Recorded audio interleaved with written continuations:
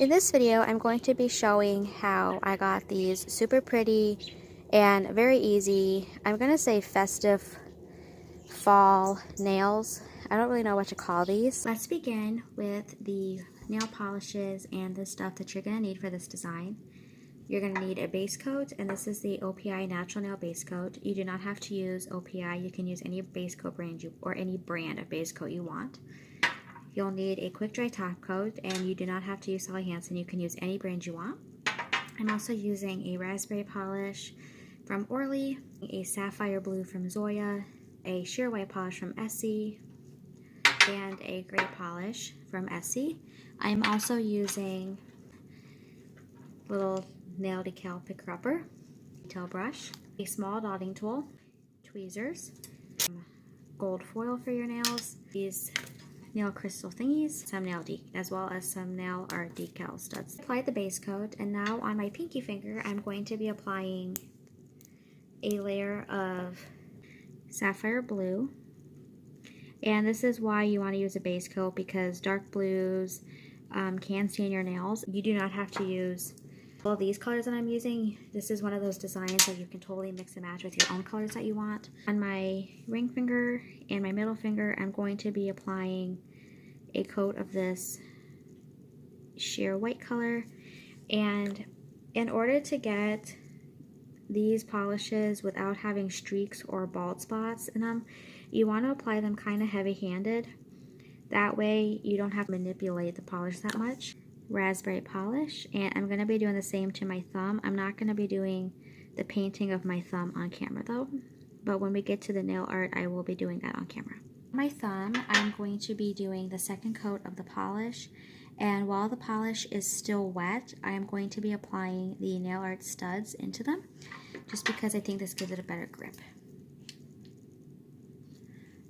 And basically what you're doing is you're making an L shape along your cuticle and down the side of your nail with this nail art studs.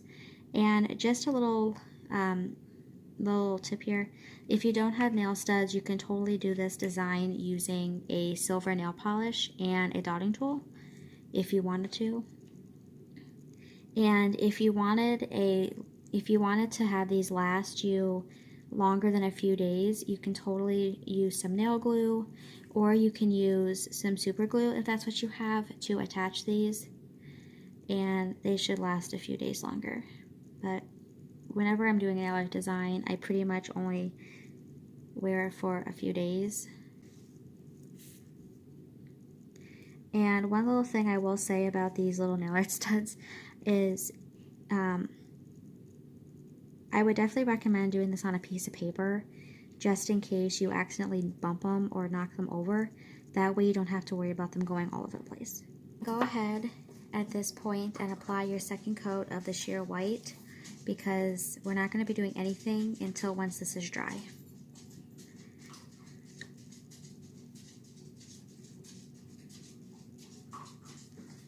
And again, I'm actually going to be using the wet polish on my nail to adhere the detail we're going to do. And for this design, I'm going to do some gold leaf. The best advice I can say is to dip the dotting tool or a toothpick, whatever it is that you're using, into some water, or you can into some clear nail polish. I'm actually going to say this like this. I'm looking at it as in the pattern of candy cane. And I apologize if this nail looks different from the beginning of this video. On to doing the marble nails.